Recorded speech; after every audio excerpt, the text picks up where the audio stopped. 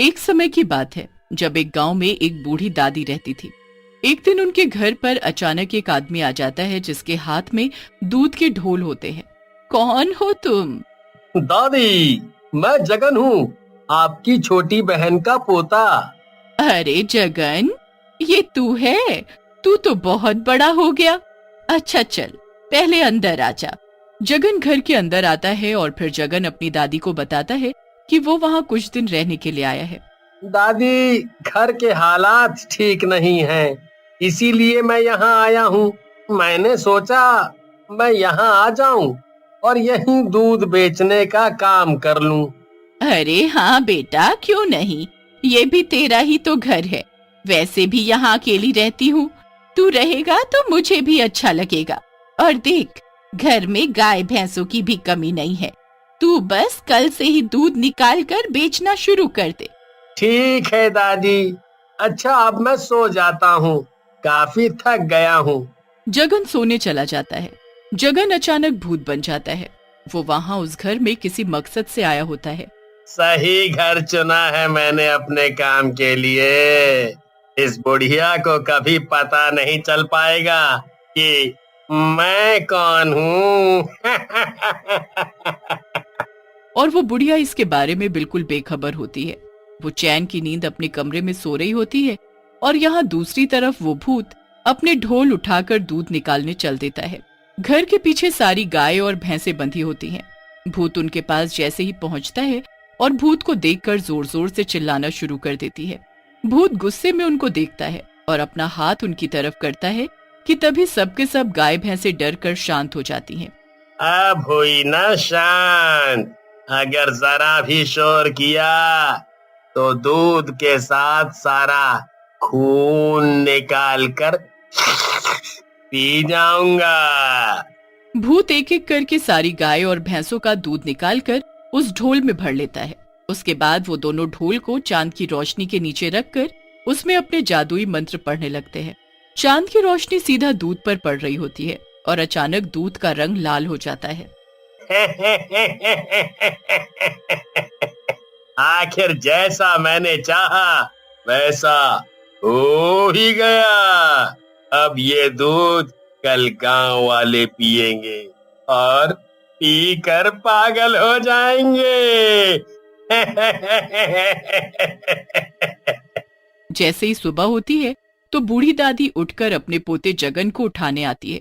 बेटा जगन, अरे ओ बेटा जगन, जल्दी उठ बेटा, दूध बेचने नहीं जाना क्या? बूढ़ी दादी की आवाज सुनकर जगन एकदम से उठ जाता है और फटाफट दूध बेचने चल देता है। वो घर घर जाकर आवाज देने लगता है, दूध ले लो, दूध, ताजा ताजा गाय और भैंस का दूध। जगन की आवाज सुनकर शीला घर के बाहर आती है। अरे भैया, तुम कौन हो? पहले तो तुमको कभी इस गांव में नहीं देखा। जी, मैं वो बूढ़ी दादी है ना, तो पीपल के पेड़ के पास बड़े से घर में अकेली रहती हैं, उन्हीं की बहन का पोता हूँ। यहाँ काम करने आया हूँ। अच्छा अच्छा, तुम दादी के पोते हो? फिर तो मैं तुम्हारी चाची हुई। अच्छा, तो तुम मुझे अब 2 किलो भैंस का दूध दे दो। जी, अभी देता हूँ। वो फटाफट शीला चाची को 2 किलो दूध देकर वहाँ से दूसरे घरों में भी दूध बेचने चल देता है। धीरे धीरे वो पूरा दूध गांव में बेच आता है। उसके बाद वो अपने खाली ढोल लेकर घर वापस आता है और आंगन में आकर बैठ जाता है। अरे आ गया, तू चल आकर खाना खा ले। हाँ, मैं अभी आता हूँ। जगन अंदर जा ही रहा होता है कि शीला मौसी उसे घर के बाहर से भागती हुई दिखती है और उनकी गोद में उनका 1 साल का बच्चा भी होता है। लगता है दूध ने अपना असर दिखाना शुरू कर दिया। शाम तक गांव में हड़कंप सा मच जाता है, पर दादी इस बात से बेखबर होती है। फिर रात को दादी जब किसी काम से शीला की पड़ोसन बिमला के घर जाती है तो उनसे एक नई बात सुनने को मिलती है। क्या आपको शीला के बेटे के बारे में कुछ नहीं पता? क्या हुआ उसके बेटे को? अरे, जब शीला काम में लगी हुई थी तो उसका बेटा आंगन में अपनी छोटी बहन के साथ खेल रहा था। फिर शीला को रोने की आवाज आई तो उसने जाकर क्या देखा कि उसका बेटा अपनी छोटी बहन को दांत गड़ाकर उसका खून पी रहा है। अरे बाप रे बाप, ऐसा कैसे हो सकता है? अरे वो तो कुछ नहीं, उसके बाद से वो कुछ खा पी भी नहीं रहा, बस खून और मांस मांग रहा है। ये तो जरूर कोई शैतानी ताकत उसके अंदर आ गई है। दादी ये बात घर आकर जगन को बताती है और जगन इस बात को सुनकर अंदर ही अंदर मुस्कुराने लगता है, क्योंकि ये सब आखिर उसी का तो किया हुआ होता है। आप आराम करो दादी, आप परेशान मत हो। दादी के सोते ही जगन वापस भूत बन जाता है और फिर से गाय भैंसों का दूध निकालकर दोनों ढोलों में भर लेता है। उसके बाद वो फिर से उस पर अजीब सा जादू करता है, जिससे दूध का रंग कुछ देर के लिए लाल हो जाता है। मुझे जल्द से जल्द पूरे गांव में ये दूध सबको पिलाना होगा। सब एक दूसरे के खून के प्यासे हो जाएंगे और सब खुद ही एक दूसरे को मार डालेंगे।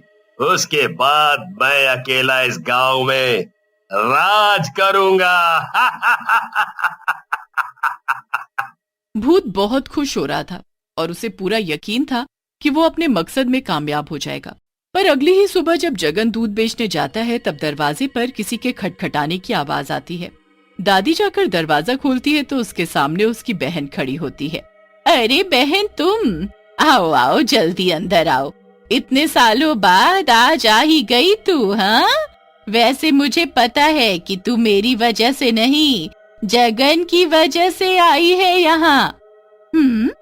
तुझे कैसे पता चला कि मैं जगन की शादी का कार्ड देने आई हूँ? क्या, जगन की शादी? पर उसने तो मुझे अभी तक नहीं बताया। अरे तो मैं आई हूँ ना बताने और बुलाने। वो बेचारा तो अपनी शादी की तैयारियों में लगा हुआ है। अरे तू क्या बोले जा रही है? जगन तो इतने दिनों से यहीं रह रहा है। अरे तू सठिया गई है क्या? जगन तो गांव में है, उसकी शादी है अगले महीने, इसीलिए मैं यहाँ आई हूँ। हे भगवान, तो जो मेरे घर में जगन के नाम से रह रहा है वो कौन है? मैं समझी नहीं। दादी फिर अपनी बहन को सारी बात बताती है कि कैसे कोई जगन के नाम पर उसके घर में रह रहा है। ये तो मुझे कुछ गड़बड़ लग रही है, हमें इसका पता लगाना होगा।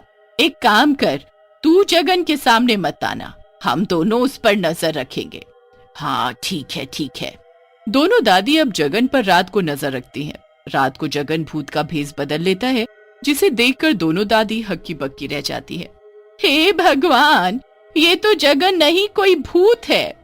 तेरे घर में इतने दिन से एक भूत रह रहा है और तुझे पता ही नहीं चला? अरे तो मेरे सामने ये जगन के भेष में रहता था, मुझे कैसे पता चलेगा? अब इसे देखते हैं, आखिर ये करेगा क्या। भूत हमेशा की तरह दूध निकालकर उसे ढोल में भरकर चांदनी रात में रख देता है और उसमें मंत्र पढ़ना शुरू कर देता है। कल मुझे कुछ नए घरों में दूध देने जाना पड़ेगा। जल्दी जल्दी मुझे इस गांव के लोगों को ये दूध मुंह लगाना होगा, ताकि वो एक दूसरे के खून के प्यासे बन जाएं। अब मैं समझी, ये गांव में जो आतंक फैल रहा है वो इस दूध की वजह से है। कैसा आतंक? जिस दिन से इसने गांव में लोगों को दूध बेचना शुरू किया है, लोग एक दूसरे का खून पीने लगे हैं। यहाँ तक कि छोटे छोटे बच्चे भी वो खूंखार जानवर बन चुके हैं और डॉक्टरों को भी समझ नहीं आ रहा कि क्या हो रहा है। घर वाले उनको घरों में बांध बांध कर रख रहे हैं, क्योंकि वो खून और मांस मांगते हैं। हे भगवान, ये कैसा दूध लोगों को पिला रहा है जिसे पीकर लोग खून मांग रहे हैं। कुछ दिन और बस, फिर पूरा गांव मेरे कब्जे में होगा और आखिर में मैं इस बुढ़िया को ये दूध पिलाऊंगा, मेरी प्यारी दादी। आखिर तुम्हें भी तो पता चले कि उनका स्वाद कैसा होता है। दोनों बहन बुरी तरह घबरा जाती हैं और अपने कमरे में आ जाती हैं। उन दोनों को कुछ समझ नहीं आ रहा होता कि आखिर वो क्या करें। उसी वक्त फिर दोनों पंडित जी के पास जाती हैं। इसका बस एक ही तोड़ है और वो है गंगा जल। उससे पवित्र कुछ नहीं है, वो सारे जादू को खत्म कर देगा। अब तुम सोचो कि गंगा जल ऐसे उन लोगों को पिलाना है। दोनों दादी इस बारे में बहुत सोचती हैं। एक काम करते हैं, हम शरबत में मिलाकर ये सबको पिला सकते हैं। जो लोग जादुई दूध पीकर दरिंदे बन चुके हैं वो उस शरबत को खून समझकर एक बार को जरूर पिएंगे और बस हमारा काम हो जाएगा। हाँ, तो तुमने बहुत अच्छा सोचा। अगली सुबह जब वो भूत जगन के भेस में दूध बेचने निकल पड़ता है तो तुरंत उसके बाद दोनों बहनें शरबत बनाने में जुट जाती हैं। दोनों पूरे गांव में शरबत बांटना शुरू करती हैं और हर घर में उनको कोई ना कोई रस्सी में बंधा दिखता है। शीला बेटी, ये ले शरबत और इसे अपने बेटे को पिला दे। खून खून, जल्दी मुझे, जल्दी दो मुझे, जल्दी दो मुझे। ये तो इसे खून समझ रहा है, समझने दे बेटी, इसे पीकर ये ठीक हो जाएगा। शीला जल्दी से अपने बेटे को वो शरबत पिला देती है, जिसे पीते ही वो बिल्कुल पहले जैसा ठीक हो जाता है। अरे दादी, ये तो कमाल हो गया, आपने तो जादू कर दिया। अब बस तू हमारी मदद कर ताकि हम पूरे गांव में सबको ये शरबत पिला सके। बस फिर तीनों मिलकर पूरे गांव में एक एक इंसान को वो शरबत पिलाती हैं। जादू की वजह से बने दरिंदे सब ठीक हो जाते हैं। उसके बाद दादी और उसकी बहन घर आती हैं। अरे दादी, ये आपके साथ कौन है? पहले तू ये शरबत पी, फिर मैं बताती हूँ कि ये कौन है।